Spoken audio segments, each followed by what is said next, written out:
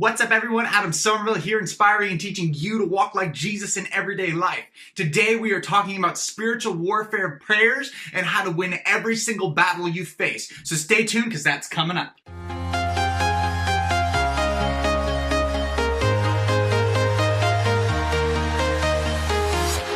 I'm walking alone, the streets are empty. The only thing I can... So today I'm taking you through 3 spiritual warfare keys that can help you enter into every single battle you face and understand that you have guaranteed victory, and that can help you see that and win every single battle you face. And today we're going to 1 Samuel chapter 17 verse 26. So you have your Bible, you can turn with me there. So this is the story of David and Goliath, and David has just come down and he's bringing his brothers food and he's checking out the battle, and he hears Goliath challenging Israel, he's challenging God, and he's saying, you know, anyone who would want to come and fight me, rather than doing a full battle, let's just do a battle one-on-one, and whoever can have the victory, that will be the winning army. So here's your first step to spiritual warfare prayers. So let's read this in verse 26. And David said to the men who stood by him, "What shall be done for the man who kills this Philistine and takes away the reproach from Israel?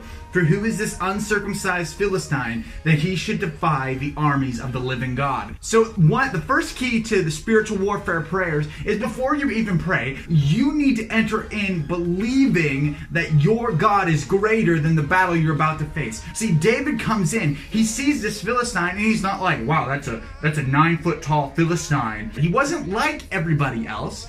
He enters into the battle saying, who's this guy? Who's this Philistine? Who does he think he is that he can come into our camp and defy the armies of the living God? See, David comes in understanding who God is and who he is. And before you enter into battle, you need to understand those things. Who is your God and who are you? See, when, say, like cancer comes and knocks on your doorstep, when you're dealing with sickness and disease or devils or whatever, or marriage problems or anything you're facing, you need to look at this thing, and before you even enter into battle, you need to say, who does this think it is? Or who does cancer think it is that he can defy a son of God or a daughter of God? Who does this thing think it is? Who does the devil think he is that he can come and try and wreck my church? That he can try and bring destruction to my church, division to my church? Who does he think he is? You go in understanding who you are and who your God is, believing that the victory is already yours. Now, when you do this, you will probably find some well-meaning Christian who comes up to you and tries to talk you out of the things that you're saying and the things that you're declaring and talking about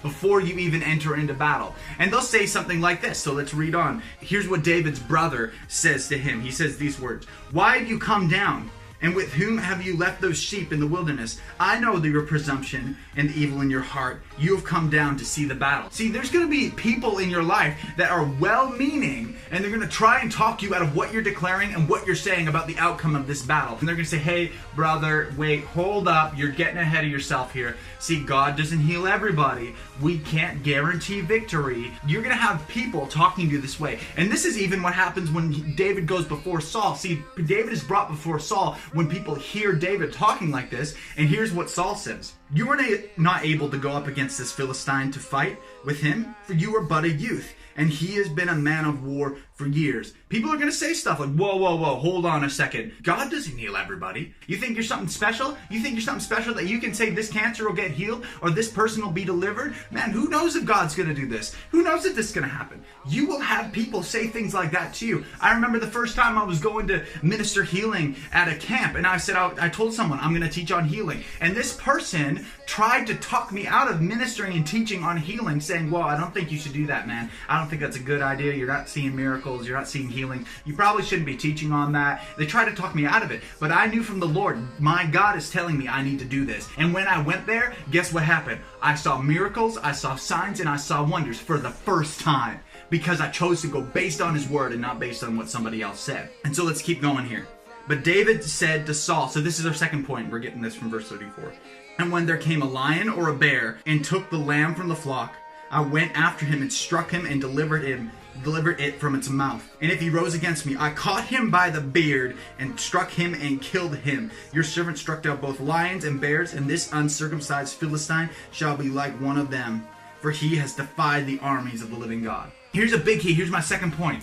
If you can relate your past victories to your future battles, you will win every time. See, God gave David favor in the small things. He saw victories there. Because there was favor and victories there, guess what? There'll be victories in the future. Now you may be saying, but I've never seen someone healed of cancer. But I've never seen someone delivered of a demon. Well, that doesn't matter, because it's not even you that's doing it. It's the Holy Spirit in you that sees the sickness healed, that sees the demon cast out of the person. So if you can understand that it's been the Holy Spirit every single time that has set the person free, that has set the captive free, guess what? Then it doesn't matter what you're facing, because he's already seen it. He's seen every blind person healed. He's seen every cancer patient that has been healed.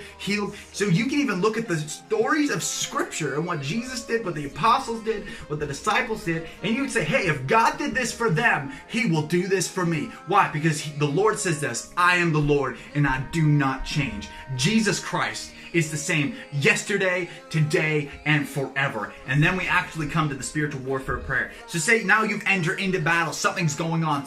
You're praying for a person who has cancer. Or maybe you're the one dealing with that, or you're healing the sick, or you're opening blind eyes, you're casting out a devil, whatever it is. This is probably going to happen to you. Let's go to verse 43. And the Philistine said to David, am I a dog that you would come to me with sticks?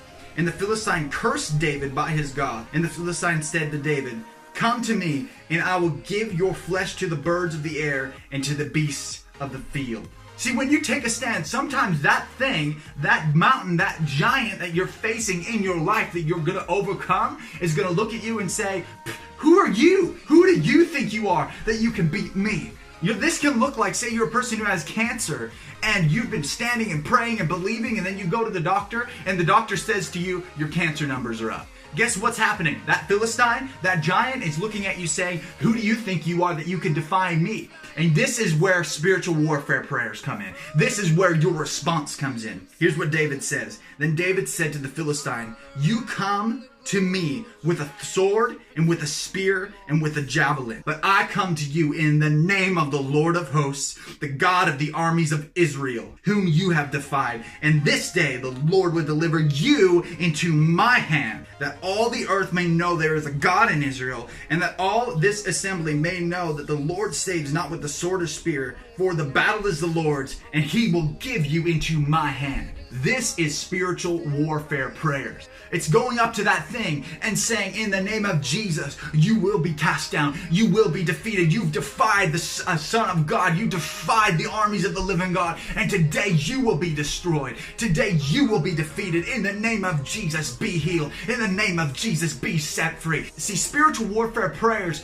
prophesy the outcome before you see it. Spiritual warfare prayers believe in the outcome, believe in the victory before they see it, and declare the victory in the face of the giant. Spiritual warfare prayers will prophesy and will declare over that thing and ahead of that thing, hey, you will be defeated, you will be cast down. All the earth will know there is a God in my life when you bow your knee to the name of Jesus. This is spiritual warfare prayers. Prophesy the outcome. Relate past victories to future victories, and come into battle understanding who you are and who your God is, and that a victory awaits you at every single turn. Jesus said, if you have faith like a mustard seed, you will speak to the mountain, and the mountain will move, and nothing will be impossible for you.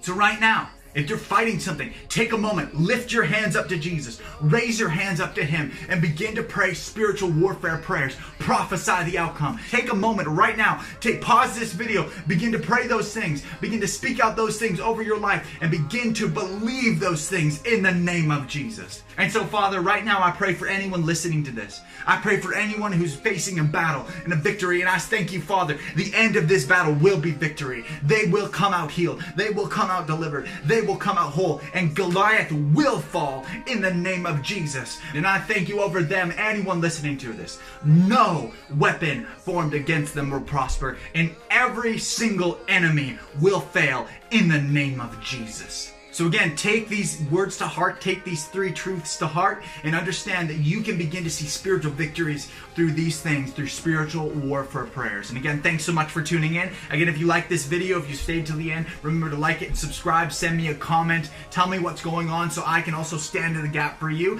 and also for yourself, begin to stand, don't back off, declare the word of God, pray spiritual warfare prayers, and believe. So thanks so much for tuning in, and I'll see you next time, and God bless.